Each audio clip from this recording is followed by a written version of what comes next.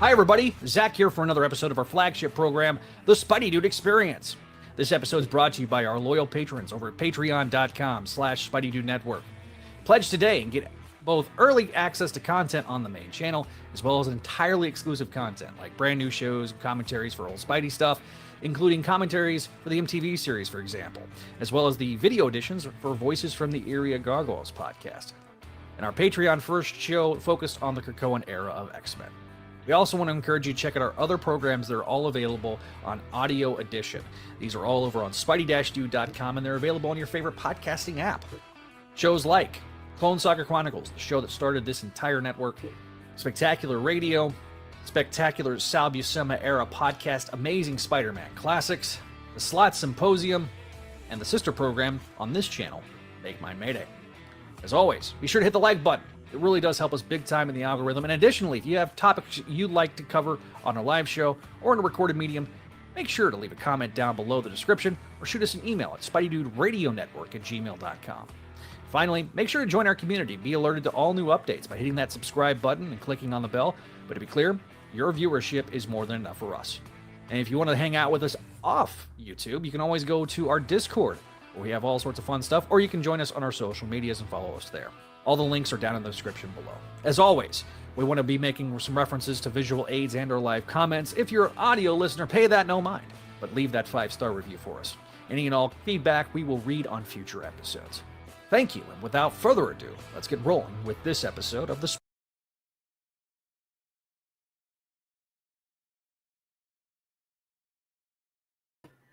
Yeah, I got you. April Fools. I've taken control of the channel. This is my show now. And we're talking about... Nope, I get Zach will make one last grab for power, and he is gone. Alright, welcome to the Spidey Dude Radio Network's April Fool's Goof. This is Neil, who has performed a coup d'etat and has installed a military junta. And today I have with me fellow Transformers fan Greg. And guess what we're talking about today? Something not Spider-Man, but also related to Spider-Man in like the most abstract way possible. We're going to be talking about Transformers. Not just any Transformers, but the first Transformers comic ever made. Indeed. I'll tell you one thing. Zach is not tied up in my trunk. Do you understand how Zach is not tied up in my trunk? That makes me think you have Zach tied up in your trunk. You know, I figured amid an economy in shambles and the civilizational decay of kids staring at cell phones all day in school, I figured why not go back to a more pleasant time, 1984, when things were bad, but not as bad. At least not for America. So we've kind of had this in the bag for a while now. Greg and I kind of traded ideas about this for how long have we been kind of punting this back and forth? For this a couple weeks. We've actually talked about doing something like this for a few years now, it seems. Yeah, so we've floated the idea of talking about Transformers for a while now. Like, what specifically we were going to talk about, we had no idea. A couple of months ago, like after Christmas, I think I floated the idea of like, what if, for a gag and a goof, we talked about Transformers for April Fool's Day, and that's kind of formed what we're doing today, and will also inform the rest of the month. Every once in a while, Zach will cede back control to talk about Amazing Spider-Man, a book I have no interest in, and a book that I'm pretty certain Greg has no interest in. And instead, we're going to be talking about things that we actually do enjoy, or at least enjoy talking about. To be fair, I do that on a regular basis on the Spidey Dude Radio Network, but it's fun to be doing this even more. Yep.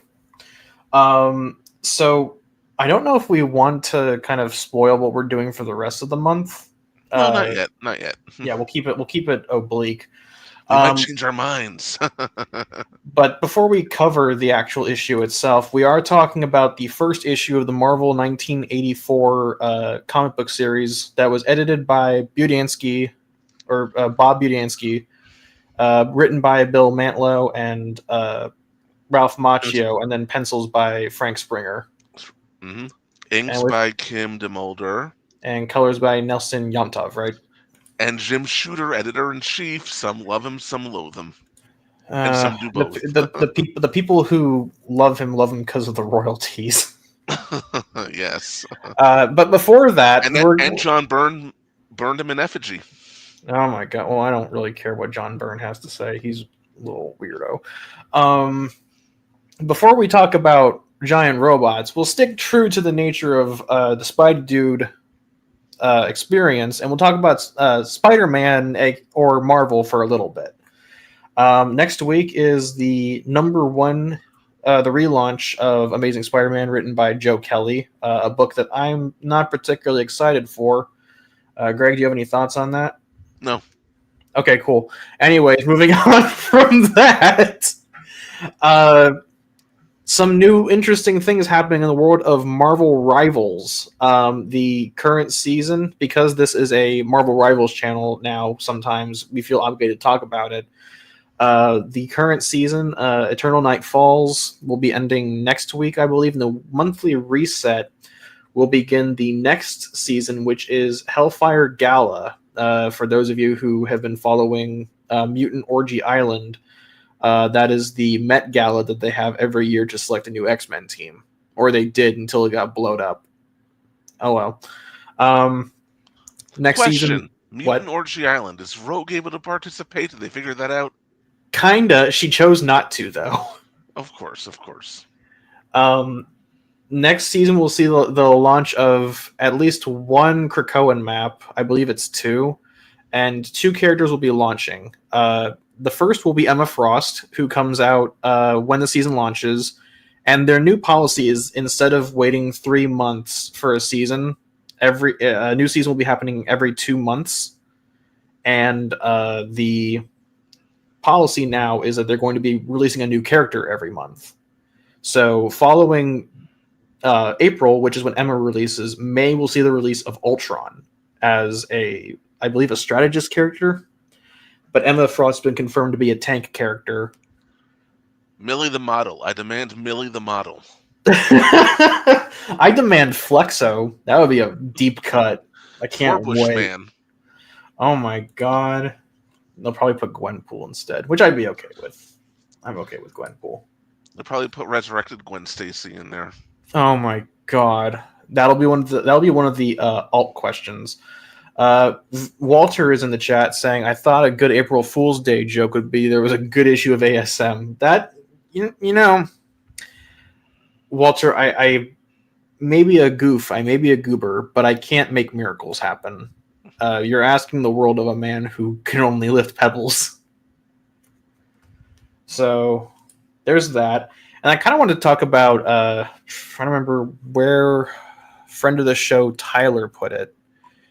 They're making another Miles Morales figure for Marvel Legends, and it looks awful. I want to show it because it may be one of Hasbro's greatest atrocities.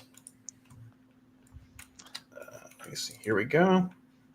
Meanwhile, that Lyle Kaiser I just went in on, which is finally on topic, looks great. Oh boy. I felt obligated because Zach lets me borrow his platform to talk about giant robots. I figured I might as well humor him and include a toy segment in here. Okay, so here we have Miles Morales of previous generations on the right and left. This in the center with like the completely broken set of hips. That's the newest release for Miles. It looks awful. Like genuinely. I think it's supposed to be when Miles is like 13, so it's supposed to be like a little nimbler and thinner. Allegedly, this is supposed to be a first appearance Miles. Yeah, compared to Amazing Fantasy 15. At least do it right. It's a very small figure. I believe this is the Amazing Fantasy figure, which was just released. So allegedly, it looks much better when it's posed, which makes sense because he's supposed to be like posable figures. But in a neutral stance, this looks awful. The hips kill it. I don't I know could if you can hear forgive a a lot, dog but the barking. hips kill it. Yeah. I just zoomed in. What do you want from me, Firefox? Yeah, so it's a lot shorter than the Amazing Fantasy figure. I don't know if they made a new mold for this or if they just use an old mold and use a Spider-Man head sculpt. I'm admittedly kind of a novice when it comes to like how these figures are actually made. So you'll forgive me for not I knowing it. honestly can't tell. Let's see. It's weird because Zach could tell us he's currently tied up and gagged in my trunk. Oh wait, no, he's not. Sorry, I don't admit to anything. We had a figure conversation a while back. Zach, Feedy, Eskiner, and so Zach went to Action Figures Anonymous for knowing too much. Maximum Hulk figure release, is that right? They released like a Maximum Hulk figure, right? Yeah, they just announced it. I don't like any of the head sculpts. I'm not buying it. Yeah, I've heard the current zeitgeist around these things is that they're not good. They're like what are they, like $50 a piece? If they were $30 a piece, even $35 a piece, you know what? Then they would be cool. They're over $50 a piece. That's too much for what they are. No. Awkward thumbs. Stop it, Walter. I'm not. And I say this as a guy who doesn't mind splurging on things like this, but that's too much for what they are. On Pulse, there was on the Pulse stream where they announced all this stuff. There was a She-Hulk with like the barbells and the classic Fantastic Four outfit. That looks cool. Is that Madam? It's not Madam Mask, is it? Yes, it is. It's a Madam Mask Crossbones 2-pack. Mystique, which is a re-release of an old figure in a slight update. I've got the original. Yeah, Weapon X Wolverine. And all that body hair.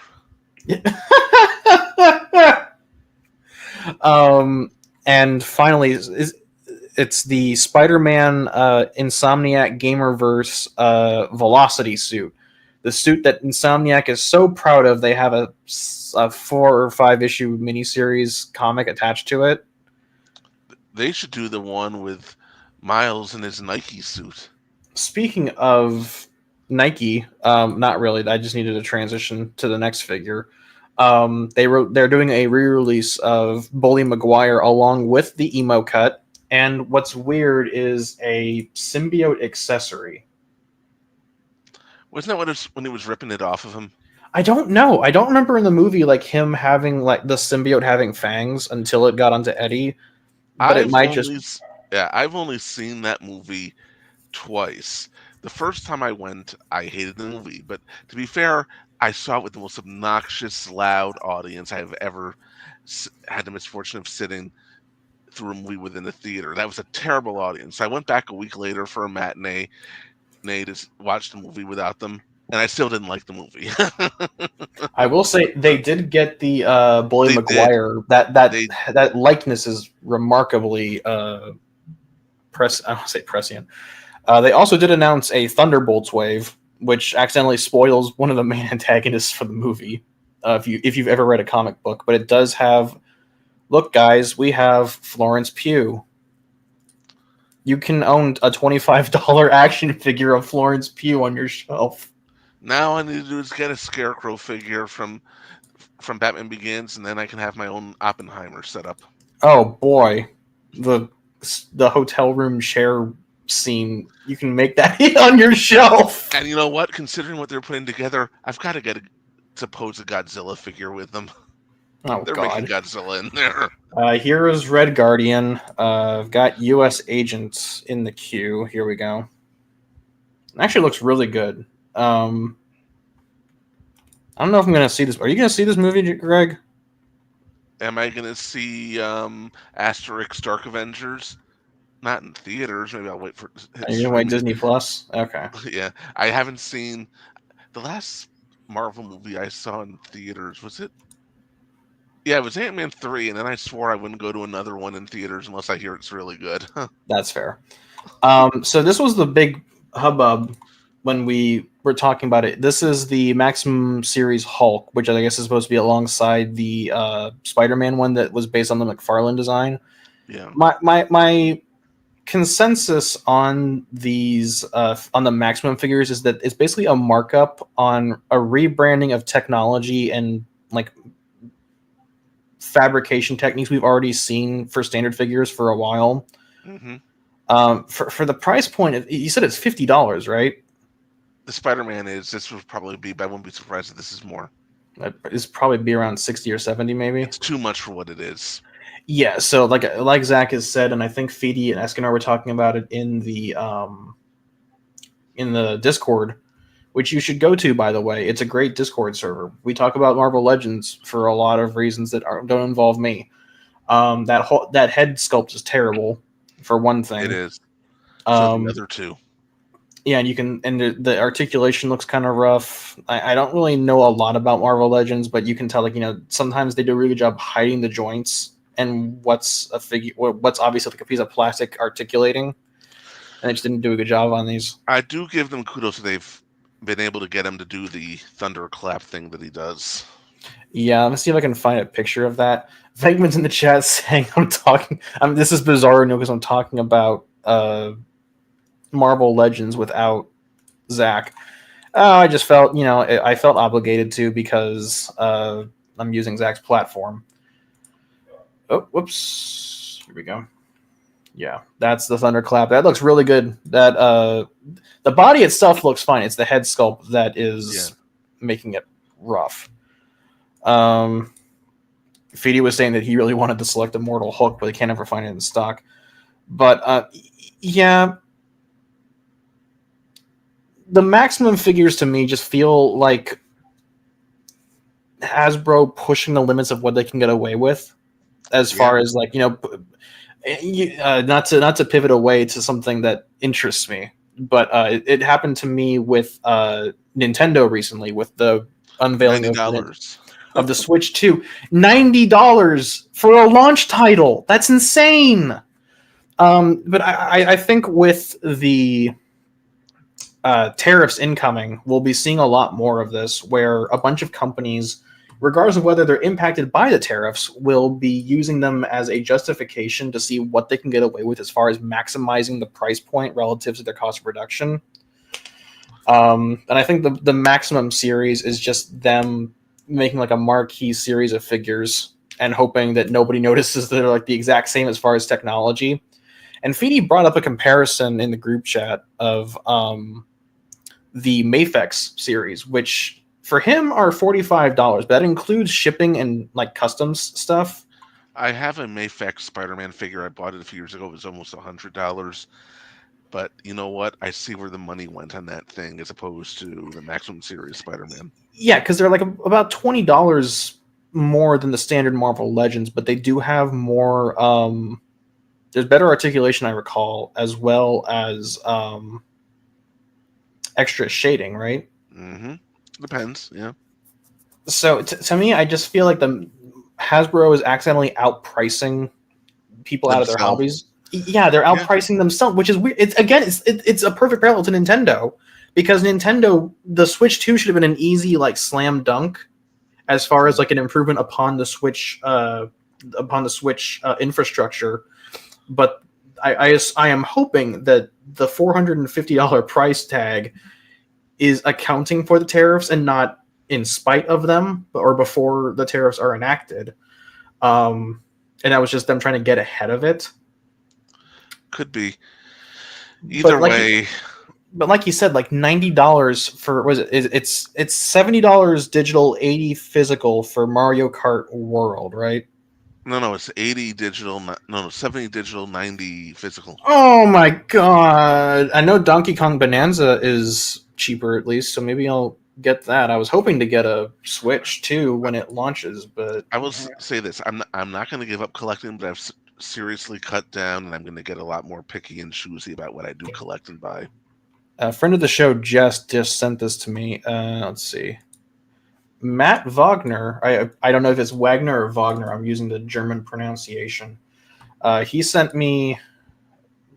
Just sent me this Twitter thread just now. Hey gang, unfortunately, some sad news due to our. Okay, not getting into the politics of that. The entire second wave of Longbox Heroes collectible figures has been canceled due to the newly levied and crushing tariff rates on goods from China, with the emphasis on fuck. Fair. And someone I just asked asked a if it, question. Are we great yeah, again yet? Are we great again yet? are you better off? No. Someone asked. That's a good question. I think that's. Oh, these are like henchmen. Okay. So yeah, I think. Yeah, Jess even brings it up that it's a tariff. It's a tariffs issue now, because we're being outpriced by the government. We're essentially being priced out of our hobbies, which is. Because our economy is so based on like service economy ship instead of like manufacturing, which is not necessarily a current issue. It's been happening since the 50s, the 60s. yeah, it's been slowly ramping up since the 50s, especially in lieu of a post World War II economy. But now we're kind of seeing how tight the screws can be tightened before people get priced out of their hobbies, either by government policy or by capital greed. And Walter's drinking. That's great. That will be exciting for a recap. Hey, you stole Pat Lee's nickname. Yeah, I did. I was hoping you noticed. I wasn't sure if you did notice when I when I invited you into the stream. I was like, is he gonna notice it? And then I'm glad you did. I'm glad you did, and that will kind of tie into what we're talking about for the rest of the month. So I guess without further ado, since we've kind of covered all of the important stuff, we've covered Rivals, we've covered Marvel Legends, even though I felt no contractual obligation to. I did it out of respect for Zach. Insomniac Spider up in my trunk. The Trunk Man. Insomniac Spider-Man 2 is finally playable on PC now, allegedly. It launched in a horrific state, but now allegedly it's had 6 rounds of patching and it's apparently in a playable state now on PC. So good for them. Good for them. So we'll be if anyone has any other news topics, once we do the recap, we'll come back and cover those. But for now, since we're here for our April Fool's goof and gag, we're here to talk about Transformers now, which used to be 75 cents. Remember when things were 75 cents? Yes. When comic books were 75 cents? Jesus Christ. I would have been maybe 3 years old when this came out, or about to turn 3. So I'll say this. I do not remember a time in my life. I was born in 1981. I don't remember a time in my life when I didn't know about Transformers. Oh my God. Friend of the show, Walter, drops a $50 super chat. Should I say it? Well, I did pay for it. I am thinking of getting figures made of Neil and Greg of their cosplays. Just putting that out there in the ether. What cosplay does he have for you? I have no idea. But hey, you know what? You can always get a figure of Senek Belinsky, my quote-unquote character that Wiseman inserted into issue 12 of the Gargoyles comic. It's there. And my co-host, J. L'Oreal. We're both a couple of gangsters, New York gangsters. So let's talk a little bit about Transformers #1. Originally, I recall this was supposed to be a 4-issue miniseries. And this is, I think, back... You're a bit more knowledgeable about like stuff that happened before I was born, because you were born back then, Greg. I don't... I'm a zoomer. Yeah, I know. I can dream of a time when I did not exist. Okay, Jess? I can imagine. I can imagine dragons. I can imagine comics. But to go back to the topic at hand, this was originally a 4-issue miniseries because this is back before Transformers was like a global brand that Hasbro could rely on to consistently rake in billions of dollars in profit. Let's go back even further than that. You see, oh my God.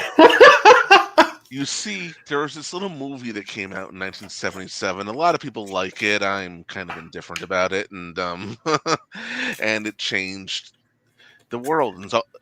And what it really did was boost action figures. Kenner at the time had the license for that, and suddenly everyone else wanted to compete. So, oh, it's that little indie film, Star Wars, right? Yeah, You may not have heard of it. It's a very niche indie film, but I know what you're talking about. Yeah, that. Go on. But anyway, so Mattel came up with Masters of the Universe. Rumor is they wanted to do a Conan line, but couldn't get the license, so they did Masters of the Universe, High Venkman.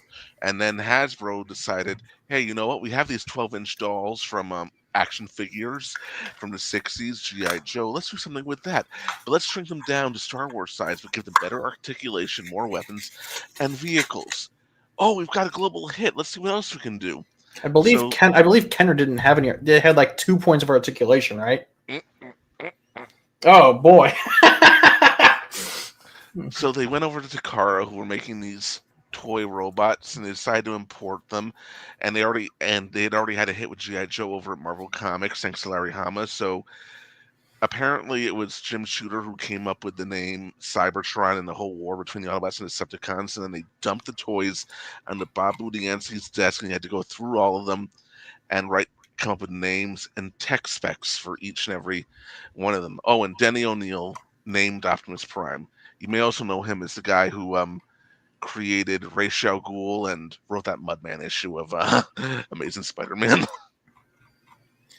Yeah, every comic books are like, I don't want to say incestuous, but you can find one person in like every corner of the industry wherever you go. It's not it's insular. That's the nice way of putting it.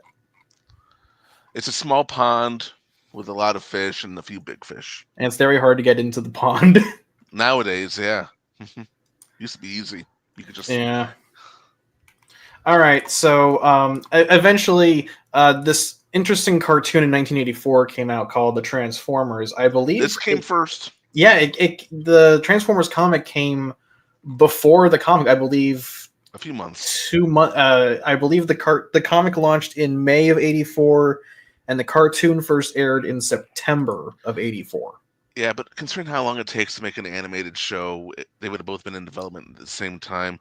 A lot of things line up, a lot of things don't, but Shockwave is not in this issue. Yeah, he's not. I think he's mentioned, he's alluded to. Yeah, he's alluded to. There's a lot of differences between. We'll kind of get into it more as we recap through the issue, but you'll notice a few key differences between the cartoon and the comic. But the points of the abstract brass tacks are actually relatively similar. So if you've seen the first episode of the cartoon, there's a lot of through lines that you will notice as the comic goes on. So, although they come to Earth by accident, whereas in the cartoon, whereas in the comic, yeah, they go there like with some murder suicide. Okay, so to begin, I don't think the credits page is like at the end of the book, because that's a thing that Marvel didn't start doing credits at the front until relatively. It's on the third page on my copy. Is it? Okay. Okay, I see. Okay, they're at the bottom. They're very small. I'm reading like an old copy of it. It's interesting that they point out it's an Alpha Centauri. It's weird because because of science fiction and J.J. Abrams' lack of scale, we think of space as like massive. Like Alpha Centauri relative is like solar system. Yeah, but yeah, go on. Sorry. Alpha Centauri is like, relatively speaking, right next door. Yeah, it is. To us. I misspoke. I said different galaxy. It's not. It's a different solar system. Yeah, because in the what? But that reminds me of the way they would. I just see what they would do in these old comics and old cartoons and old movies. We're almost across the galaxy, and look, there's Mars. Well, like I said, the scope of these comics, because their understanding of space and scale was so vastly different from ours, where like back then Mars was like its own brand of fantasy. That's why it's so interesting that like the Flash Gordon serials, yeah, like all these like early 40s, 50s, 60s sci-fi serials are like the scope now compared to then is like astronomically different. But if you look at like Alpha Centauri, I was watching Deep Space Nine recently. I was watching the episode where Cisco does war crimes in season 6, which that's like every episode of DS9 in the 6th season. but they mention that they're at the war table, and my camera is. It's a fake. That one. yeah. They mention Alpha Centauri as like leaping distance to like all 4 major founders of the Federation, and they make a deal like how close that is. And my thing won't focus. Jesus Christ. Babylon 5 is a major race called the Centauri, but I don't think it's ever established as being Alpha Centauri. But with a name like that, it's got to be. Yeah. So the book here, like I said, it's interesting noticing this difference in the scale of like how we treat galaxy or how we treat space. But basically, there's a giant metal rock in space. It's called Cybertron. It's the size of Saturn in the comic, whereas in the cartoon it's about the size of the moon, maybe. Yeah, it's weird because again, this is the franchise where a robot can turn into a boombox and no one will notice how mass conversion works. That being said, if Unicron is the size of Saturn, that's even more terrifying. Yeah, it reminds like Dark of the Moon when like, oh, here's Cybertron. It's like barely the size of Earth, or barely bigger than Earth. I gotta point something out. In the cartoon, when there's a 3-parter where Megatron brings Cybertron into Earth's atmosphere. Yeah, the Ultimate Doom, right? Yeah, the Ultimate Doom. And I'm not gonna say the physics on Transformers G1 were ever good, but at least it's messing up our gravity and causing disasters. And the Bay movie that came out in what, 2011 or 2013 or whatever it was. It's not. Yeah, 2011, I think. It's just floating there, no effect on the Earth or anything. Yeah, Pointless Hub. Cody from Alt History Hub on his like pop culture channel, Pointless Hub, actually pointed out. I'm like, oh shit, he's right. So the cartoon did better with the physics in the big budget movie. Yep. So basically, to get back to the recap, we're like barely like 2 panels into this. Basically, this giant ball of metal in space evolves through pulleys, gears, and levers. There's a specific quote occurring. Gears, levers, and pulleys. You see evolution, not creationism. They weren't created by a god. They were never created by a god. It's evolution. No creationism on our Cybertron for another 65 or so issues. Yeah, they didn't really figure out the creation myth yet. I think the movie kind of gave them the push they needed to kind of solidify that myth. Sorta. The movie branched out in 2 different directions. The comics went with what they ended up going with Primus, and then the cartoon went with the Quintessons. So we've got 3 different origins, right? And all like, it's weird. We'll kind of talk about it later, but it's insane how like pop culture kind of melds all 3 of them together, and most of the recent stuff actually does a really good job of it. But basically, you know why? Because now it's being written by the nerds who grew up on this stuff and one. Through Darwinism, I guess, through Darwinian evolutionary theory in the form of like basic use of physics, life forms somehow, and Cybertron becomes like a mechanical paradise of like non-carbon based life forms. And then there's this one asshole called Megatron who has a robot dog named Ravage, and he's like, he's a cat. Ravage is a cat. That's he's like a jaguar cat dog thing. We don't really know what exactly he is. I love this sentence. Every paradise has its serpent in this world. Megatron. Really, that's really fucking biblical, am I right? So, anyways, this one asshole called Megatron and his robot cat and like some other guy. Is that guy to his right ever? I don't think they ever give him a name. Is that a miscolored sound? I think it's a miscolored sound wave. Is that Soundwave? Or a properly colored sound wave. I don't know, but everyone is off model in this first issue. I'm also reading one it's not like rescanned, so I'm reading like a really old copy. I think that might be Soundwave. So, anyways, this one asshole Megatron is just like, hey, let's go and do socialist uprising, but without the fun part. So he gets a bunch of his guys together and they upgrade themselves into like war vehicles and guns. IDW was a socialist uprising. I think here it's more of a fascist uprising. It depends. Yeah, that's true. So Megatron decides to be a fascist, and he and a bunch of his guys get together and I don't want to do current events. They do. They stormed the Capitol. Yeah, they storm the Capitol, and war happens. Jesus Christ!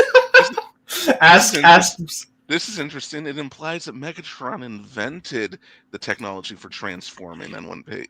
Yeah, it's weird because in most iterations, for those of you who don't know, it's implied that the ability to transform is like a biological evolution of them. It's like a biological extension of themselves. And this comic says that later. It's just right here. I think it's just for this one time, right? Yes. Well, yeah. You can tell they didn't think this was going to last more than 4 issues. Yeah, they needed like a lore. They didn't really care how it got made. So, eventually, an opposition faction arises called the Autobots. You know how this goes. Optimus Prime and the Autobots kind of rediscovered the technology for themselves, and they fight for control of Cybertron. And essentially, as the war rages on, this is the weird part. In the cartoon, the Autobots run away because Cybertron's lost power. They essentially need to leave.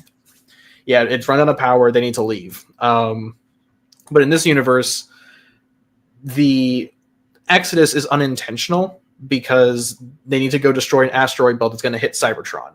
So Optimus gets his band of guys together. There's an entire page of Alan Moore-esque dialogue where they all introduce themselves one by one later on. There's also this interesting Autobot on the throne who is never ever referenced again. But is that supposed to be Zeta Prime? I don't know.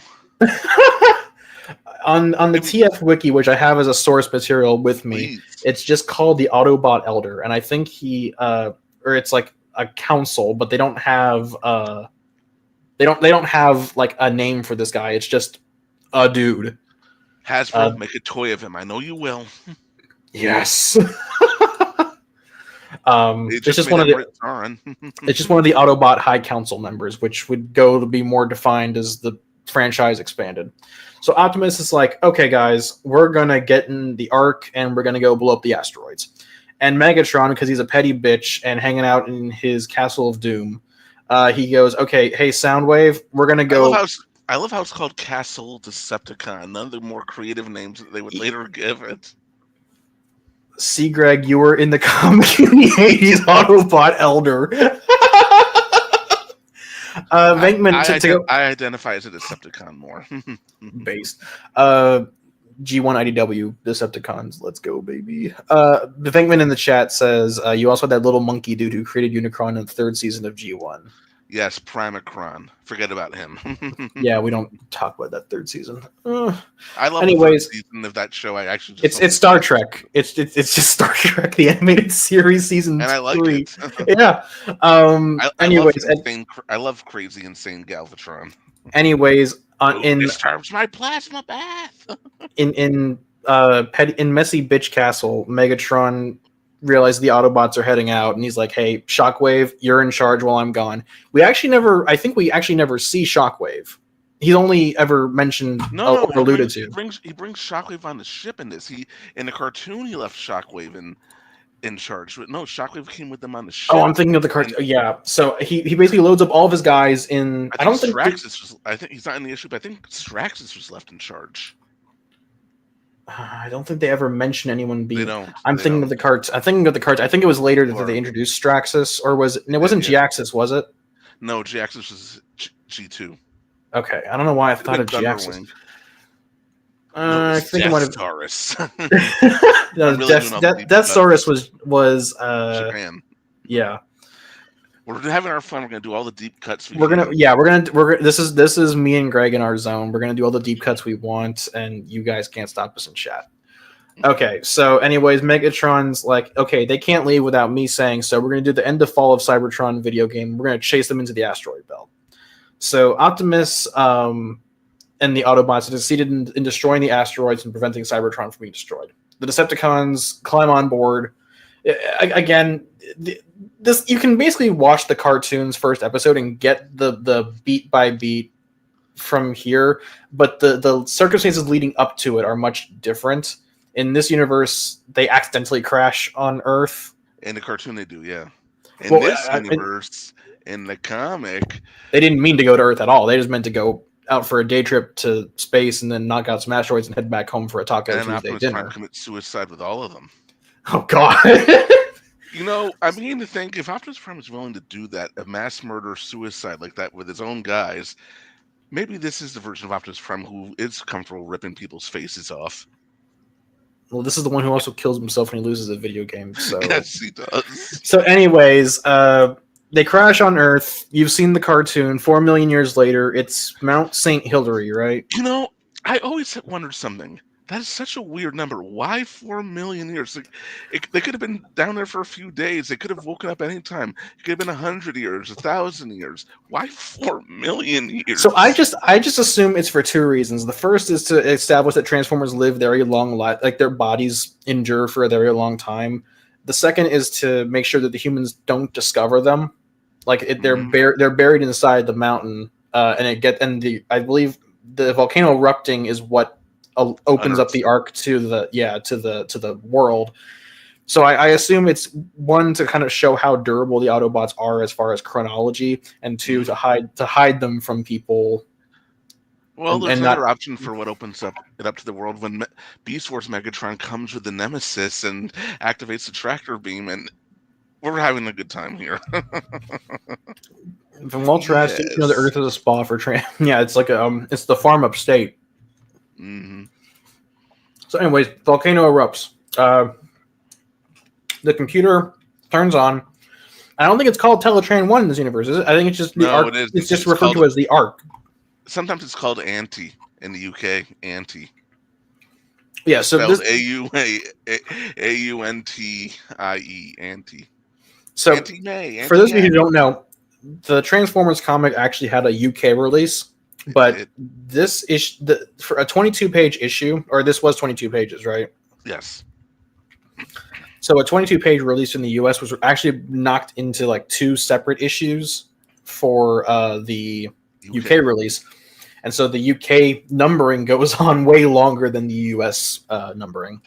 Plus, they were released far more frequently, so sometimes the UK would write their own stories and insert them into the continuity. Yeah. So the probe from the Ark, aka Cartoon Teletran, goes around and it can't detect the carbon-based life forms because they don't have like a baseline for what a carbon-based life form is. Yeah. So it assumes that the vehicles are the dominant life forms. So it gives them the vehicles as the alt mode. And because I guess they just forgot to put like a password on the computer, the Ark just assumes that all Transformers are the same and not factions. So the Autobots and Decepticons just stare at each other for a little bit as they get rebuilt. And the password is Elita 1's butt. Jesus Christ. So as Optimus Prime, I guess, talks to himself, even though I'm not sure if it's a I'm sorry, I'm wrong. That was crass. That was very wrong of me. The password is Elita 1 servo plate. Just wondering, there are voicemails for this show. It's on the Spidey. Well, okay, here's the problem, Vingman. I don't have access to Zach's phone, so I can't play the voicemails. We'll put them on for the next episode. I'll have Zach bring them up next episode. But what I'm assuming here is a misprint this is totally Optimus Prime's trailer from the toy. Oh yeah, that was because they were using toys as the reference for the art, yes. Right? They didn't have the character models yet. Yeah, so on the bottom of the page, before we get to the Alan Moore character introductions, my only problem with that is if you're going to be using the toys as the basis without the character models, where's Megatron's big trigger? It's up his butt. So on the page, I think on the page you were referencing for Optimus's trailer, on the bottom panel, where Optimus says the Autobots 2, though groggy, have arisen from their stasis. Is that supposed to be it's a dialogue page from Optimus? Yeah. But I'm assuming it's supposed to be like a narrator bubble. So that's an interesting. Is it that in the print that you have? I honestly think it's supposed to be Megatron saying it, not Optimus, even though it's kind of pointed at Optimus. I don't know. Okay, so it does say let us finish the task. So it might be Megatron who's supposed to be saying it. But anyways, we get a roll call, I guess, of all the characters that are going to be All the selling toys. toys. Yeah. Yeah. They're So introducing the entire 1984 product line. So you've got your Seekers, you got Skywarp, Thundercracker, Starscream, the Cassette Boys, Rumble and Frenzy, Sound. That's supposed to be Soundwave, right? The purple. Rumble is blue, Frenzy is red. They're both blue. Soundwave is purple for some reason. Jesus. Okay, so for those of you who don't know Transformers, and I'm assuming that everyone does, but for those of you who don't and somehow stumble across this video, Frenzy and Rumble are very inconsistent. To say that Frenzy and Rumble are inconsistently colored across the franchise is the biggest understatement of our lifetimes. It's easier to explain. It's easier to explain Hawkman and Psylocke than it is to explain the difference in coloring between Frenzy and Rumble. So, anyways, became Cyclonus. Damn it. So Soundwave introduces himself, and then all the cassettes, Ravage, Buzzsaw. This was Buzzsaw's first appearance, right? Because it's Ravage. It's just Ravage in Ravage and Laserbeak in the first episode of the cartoon, right? Buzzsaw shows up in like 3 episodes of the cartoon, not often. I assume it was just introduced as a toy, and then they moved on. You see, Buzzsaw was packaged with Soundwave. Laserbeak wasn't, so they wanted people to go out and buy the extra toys, so they featured Laserbeak more often. Sorry, I'm just adjusting my gain on that mic. Give Buzzsaw respect. Buzzsaw beats Omega Supreme later. Yeah, this franchise is fucking stupid. But in the best possible way. Yeah, so Venkman, more succinctly, instead of Alan Mooring the dialogue, it's Secret Wars where everyone introduces themselves. And the Autobots are awakened after the Decepticons leave, which is weird because in the cartoon, Starscream shoots the volcano, or he's shooting the Ark, right? And the rocks wake up, and the rocks knock Optimus into the Teletran thing. Yeah, the cartoon version of this makes a little bit more sense. I assume this is just like a first draft, and the cartoon was able to kind of clean up from there. Even though the cartoon still makes no fucking sense going forward. Which Shockwave do you like better, cartoon or comic? They're both very different characters. Yeah. So anyways, Optimus, and I do like that in this in the comic universe, Optimus only has like a couple of guys who are like his size, and the rest are just small dudes. Yeah. So it's Optimus, Ironhide, and Ironhide and Ratchet in their toy designs. Well, everyone's in their toy designs, but it's really obvious with Ironhide here. That looks like Perceptor, kind of. So that's Huffer right there, the orange one, the one with the orange hood, I think.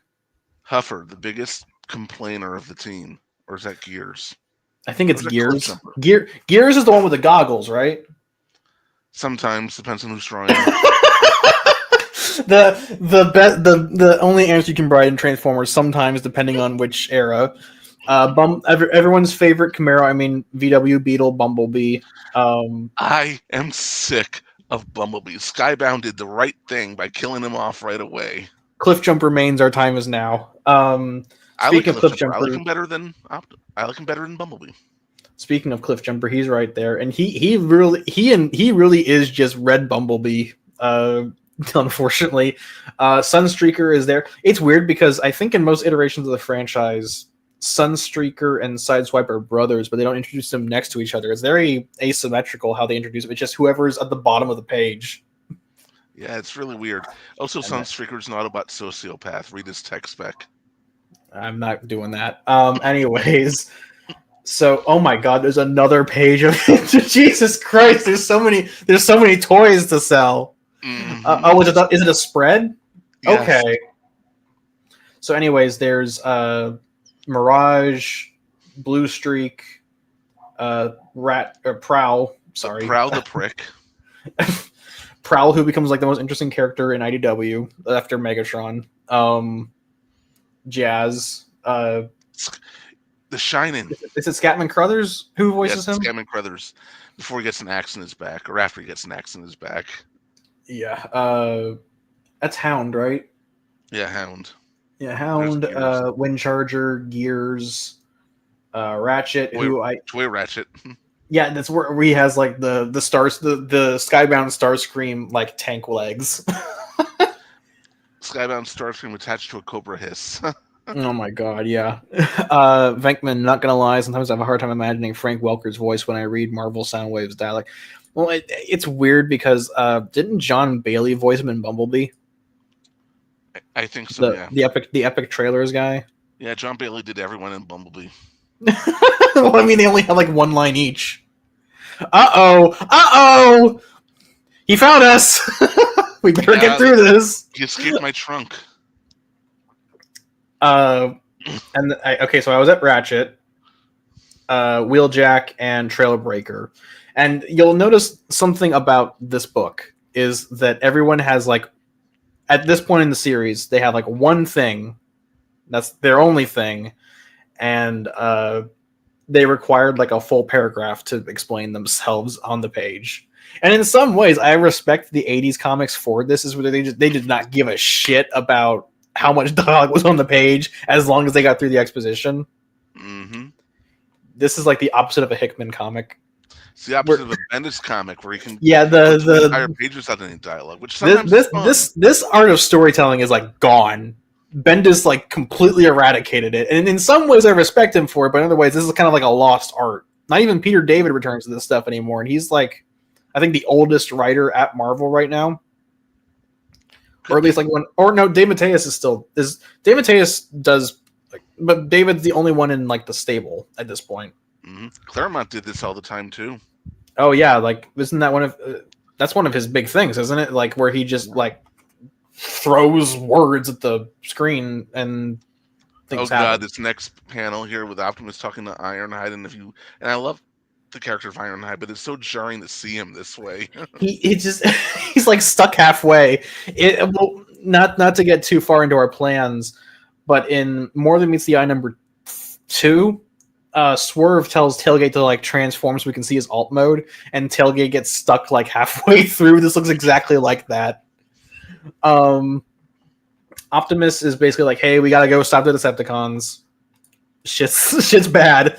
But they think that they have the same mistake as the computer did. They think that the vehicles are the life forms, so they're going to go out and protect those. By the way, since we're not doing the other issues of Marvel, at least I don't think we are. I gotta say this tying into the other.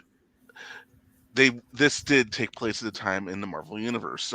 We'll talk a little bit more about that shortly. But unlike the cartoon, the Dinobots weren't built on Earth. They were part of the Ark's crew, and they were woken up earlier, 4 million years ago, when Shockwave landed in the Savage Land. And then, you know how it said it couldn't detect carbon-based life forms? It scanned dinosaurs in the Savage Land to give the Dinobots their alt modes.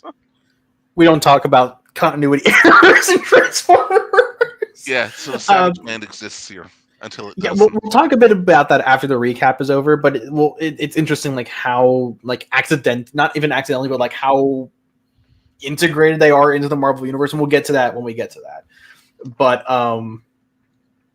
meanwhile, hey, look, there's a human in this book. The Transformers franchise is well known for its human point of view character, and this is oh my god, it's Spike, Sam, Buster, Butch. That sounds like a sex film name. So, anyways, Buster Witwicky. That Jesus, that's what you name the family dog. That's not what you name your son. He was almost Spike. He was Spike in the cartoon. He was almost Butch. These are all family dog names. Sam. Well, okay. In fairness to oh my god, look who is here. It's the man, the myth, the guy. It's Zach, and he's gonna tell me to shut up and end the show, isn't he? Zach, you're alive. Thank God. Why are you so red? He just escaped from my trunk. Wait, he wasn't in my trunk. What the fresh hell is this? You told me I could do this. I asked you. The whole thing. got to be on the joke. We're doing the joke. We're doing the bit. I didn't know this. Oh, yeah. Welcome to my military junta. Themed around Transformers. Zach, you weren't too uncomfortable in my trunk, were you? And that wasn't me who knocked you out. I promise you that. I thought it was Jennifer. Actually, we haven't been able to get a hold of her. Maybe we should ask. I don't know. Well, I have been in some sketchy parts of Houston the last couple of weeks. Anyways. Jennifer has an alibi. Yeah. Well, we have a voicemail. You know what? It might not be as insane as the other things we're talking about. Do we want to play it now or do we want to play it later? Let's play it later.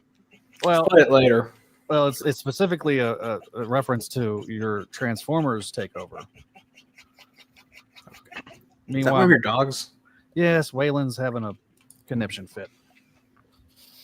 Okay, so while Zach's getting the voicemail prepped, Jesus Christ.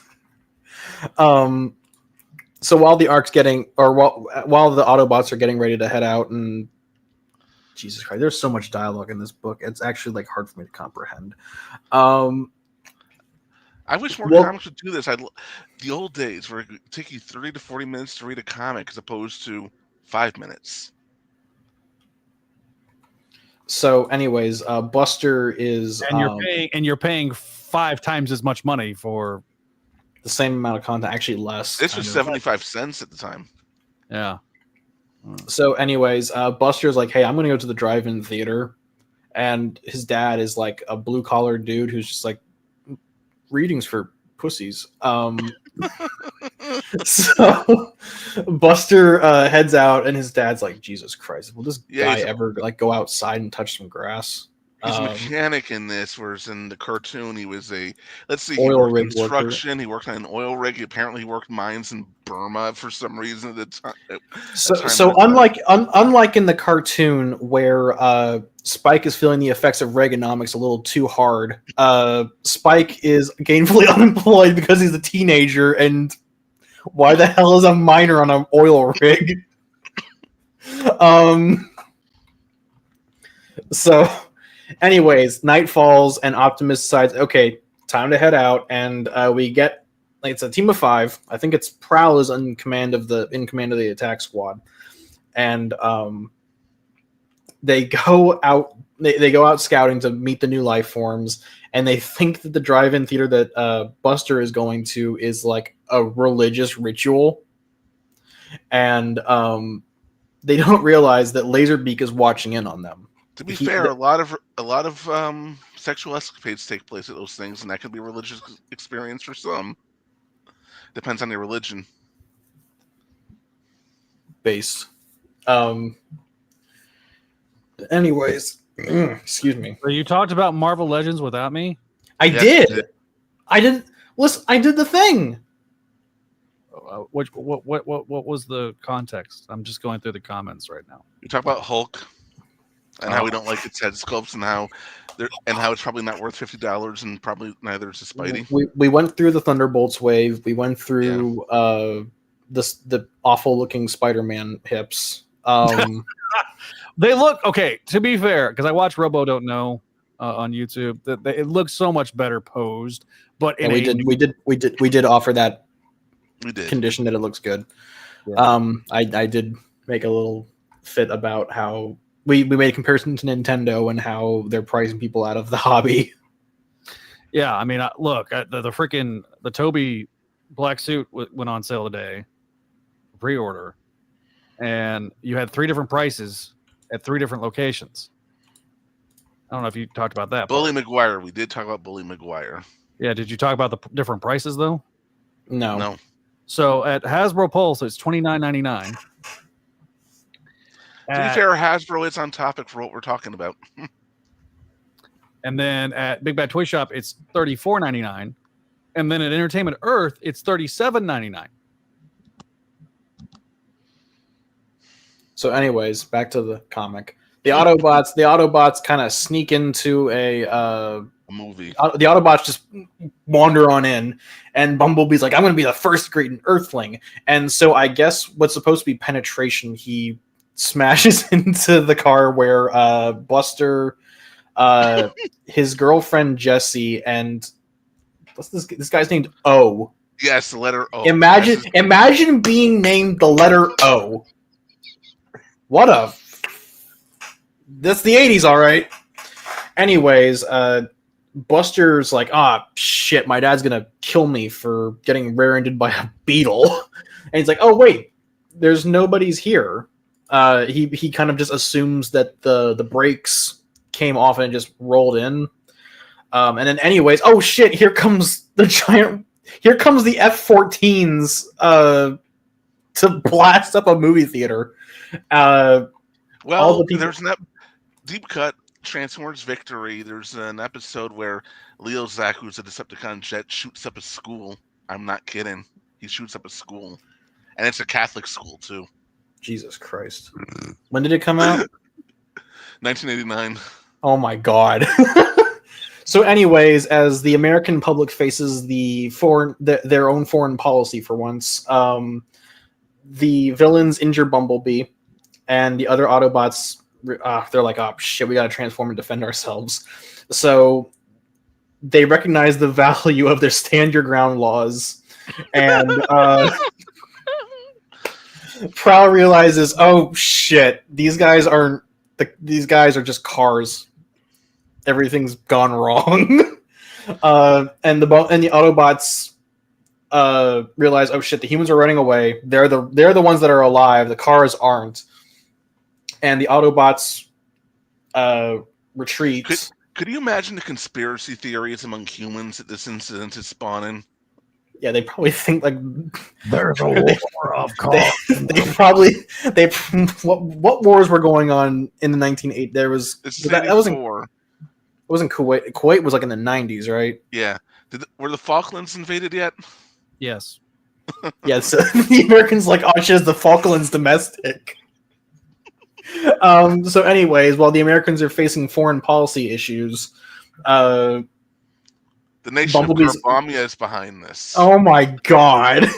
Do we want to get it? We'll get into that when the recap is over, but yes. Imagine making a nation so racist you force one of you offend one of your voice actors enough to make them like leave the show. So anyways, they leave Bumblebee behind because I guess survival of the fittest. Fuck it. Fuck Bumblebee. Buster hears Bumblebee cry out in pain in his alt mode, and when he tries to help him, he drives him away from the battlefield to the Witwicky garage. And Buster's trying to fix him up, and his dad's like, oh boy, my son finally has interest that I'm okay with, and that's not a part of my arc at all. And the issue ends with the Witwickies looking on at Bumblebee going, please help me, I'm dying.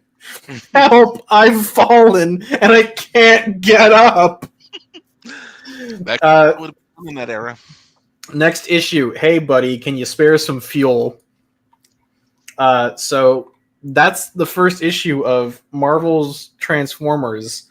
We're not going to do grades because this is more of a retrospective than it is like an actual like criticism of the book.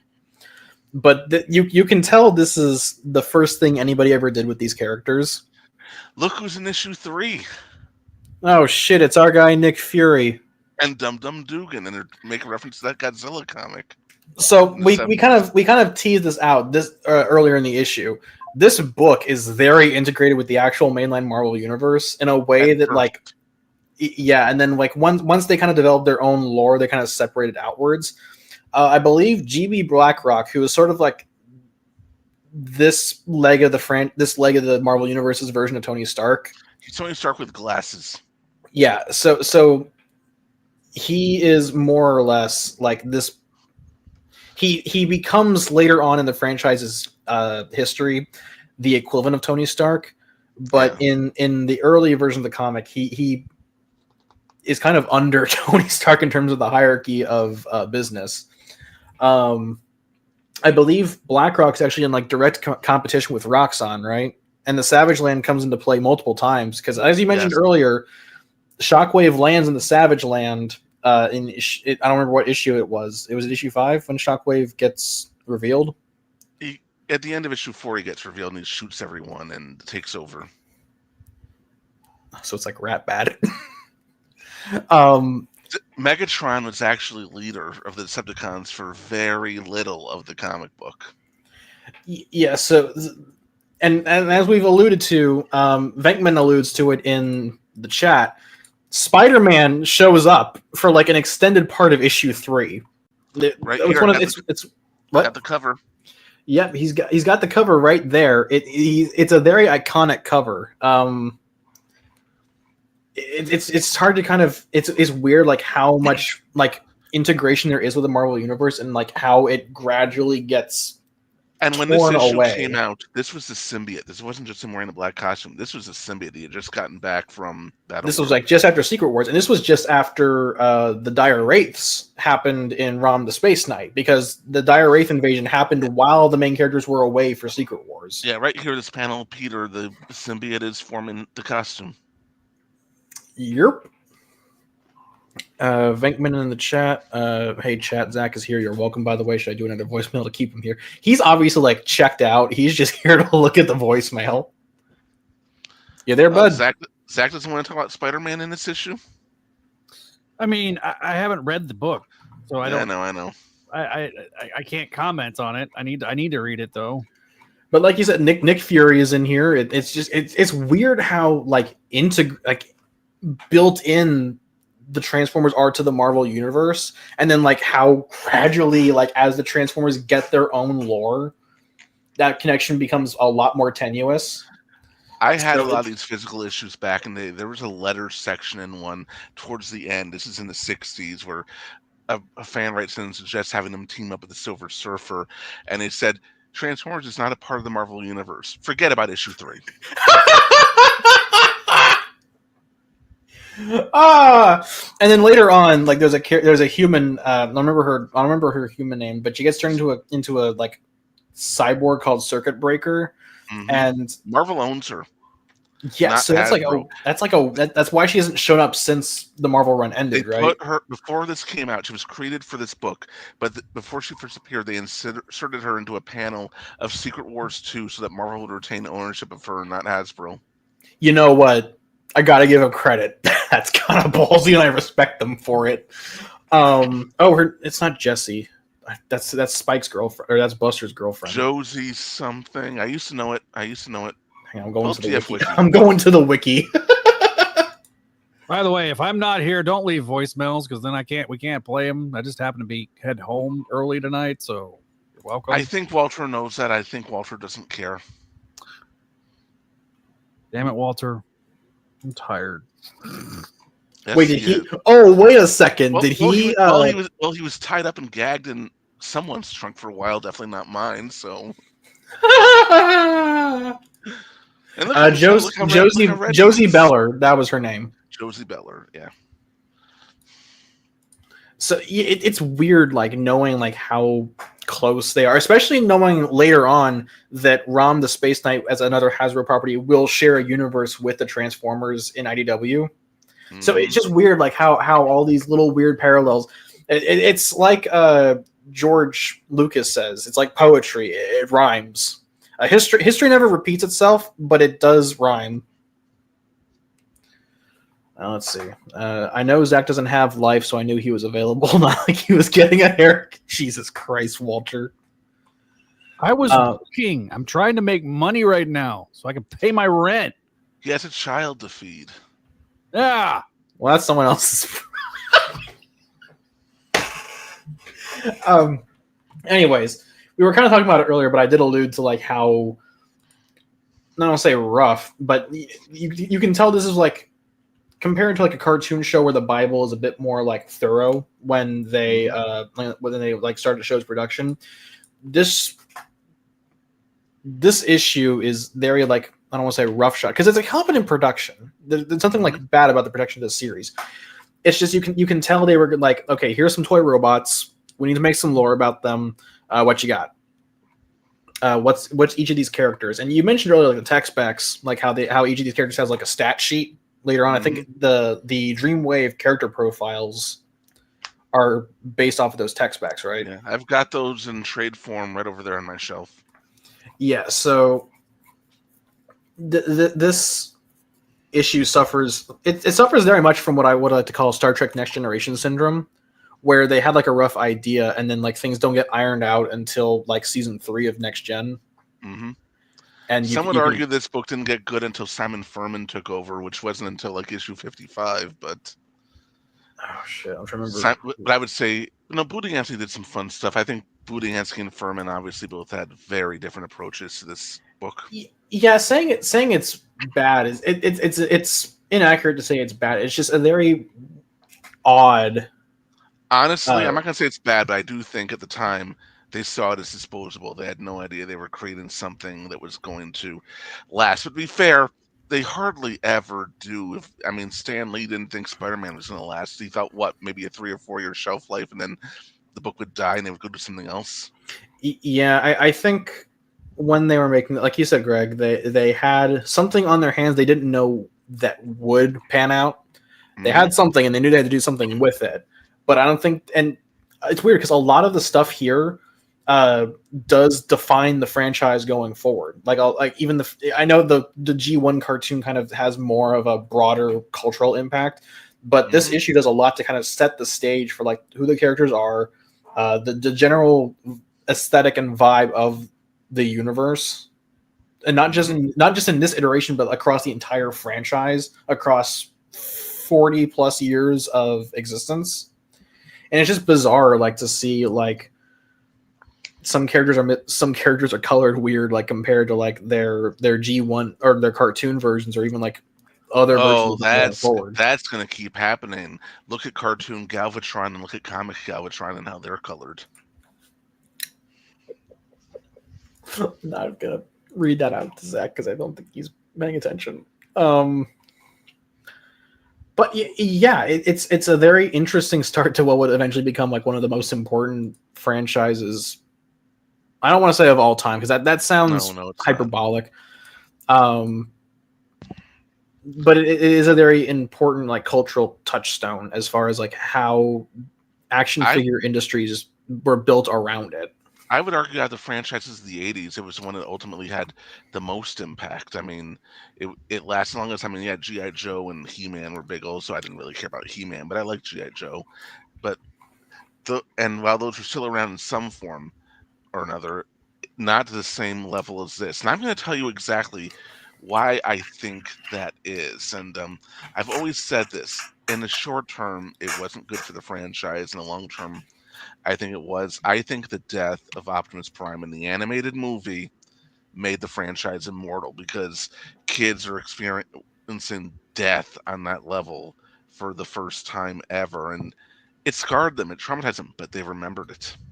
Well, I think part of it, and this has a broader policy description, Transformers is ultimately a brand that can last forever. I think G.I. Joe, as much as I don't want to say I'm a super fan. I've been reading the Energon Universe comic. I appreciate Larry Hama's Real American Hero run. Mm-hmm. I think G.I. Joe is a brand that ages, and it doesn't age well. Yeah. It is a book that is firmly stuck in the Vietnam era of publishing. Like it's entrenched in those roots. And considering its very nature, it's very political in a sense. Yeah. Back when they made the first Transformers movie, the first Michael Bay one, the original plan, as far as I'm aware, was to make a G.I. Joe movie, and they put it on hold because they invaded Iraq. So the policy, the politics of the United States do impact G.I. Joe and vice versa. Not necessarily to the same extent. That was a concern about Captain America, to the point when the first Captain America movie wasn't even going to be called Captain America for a while. It was going to be called just the First Avenger before it became Captain America, the First Avenger. Yeah, and like when you look at the Rise of Cobra, the one that came out in 2008. Do I have to? You don't have to, but my point is that the G.I. Joe aesthetic can evolve and change with the times. And now they kind of went into like that future, like, Iron Man-esque direction where like they're wearing power armor and doing like sword fights on the side of a cliff. Yeah. And in the Energon universe now, it's evolved into more of like a special operations, like a dedicated special ops unit with like high tech stuff. Hmm. And it's then again compared to like GI Joe Renegades, where it's like rebels on the run from Cobra taking over the world. In that sense, GI Joe can change to fit the zeitgeist of the time. In comparison, Transformers is relatively timeless because Science it's not. fiction. Yeah, it's not just because it's science fiction, but because the designs are simple. Relatively, they're not some. As time goes on, they get more complex to the point where like they're melting computers trying to render these fucking things. But the building blocks that start them out are relatively timeless because they're science fiction, but because they're not of our world. And in the same vein that Star Wars is, and that Star Wars doesn't have like a similar architectural or sociological comparison, and that's why it's so timeless, is because it defies our understanding of society. And I gotta go into the villains of these two franchises we're talking about also and talk about this, because when you look at the Decepticons, they're alien invaders, and very much so. You've got Megatron, and he can represent either fascism or communism. He's done both at various times depending on who's writing it and which era it is. He very much represents tyranny, very much so. Cobra and GI Joe in the cartoon came after the comic book. In the cartoon, Cobra pretty much represented whichever foreign power we didn't like at the time. In the comic book, they were more homegrown. They were very much Americana, given the worst possible Americana grievance. They were the enemy within. Let's not go any further than that. Everyone has their own thoughts on that these days. But it's interesting to see, like, and later on the Decepticons become more of like hero, or not necessarily heroes, but like people with like legitimate grievances who take their cause too far. And sometimes even like you can argue that the Autobots are in the wrong when they start, especially in the IDW continuity, where the Autobots are the holders of the status quo, and the Decepticons are a labor force that rises up against its oppressors. For it basically is a caste system that they rise themselves out of, and eventually become what they hated, and essentially become like IDW Megatron was a very Stalin-esque figure. Yeah. And then you kind of get to the most recent iteration of Transformers 1, where the Autobot cause comes out of a labor force that is given the choice to make their own decisions for once, and the Decepticons are turned into a... Hello. Hey. Tomorrow's Lily Day. I know. And you're on Dog Detail. Okay, bye. I'm recording. Sorry. His mom showed up and said hello. Did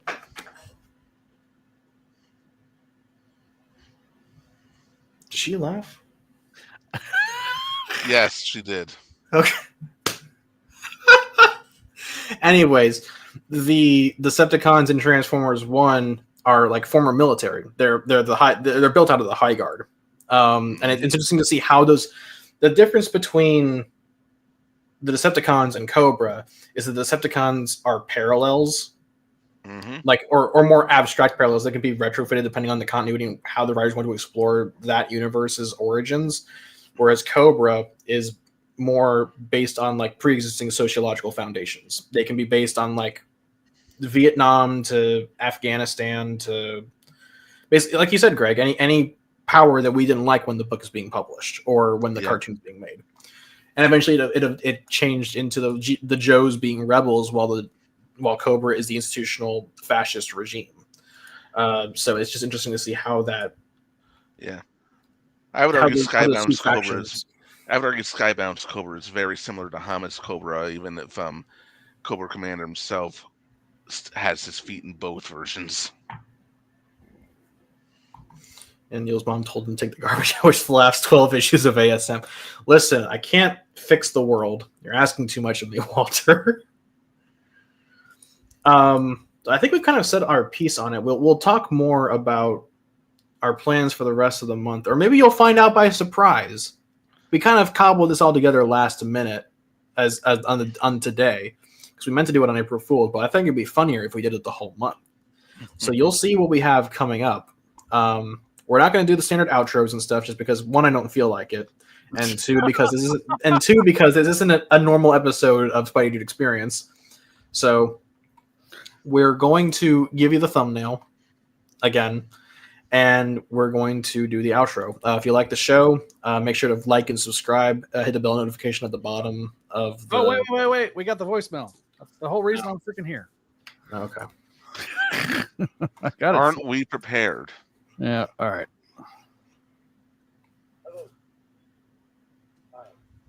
I can't hear it. I can't hear it. Okay, hang on. Audio setup. Stop. Audio setup. Rescan audio devices. Playback device. We got to check out what's going on in Oregon, Nicholas. Dum if that big Hello. green fire snorting lizard is Hi. loose again, I quit. Okay, go on. Hello, my fellow Transformers. Shatner? Thanks. It's me, William Shatner. You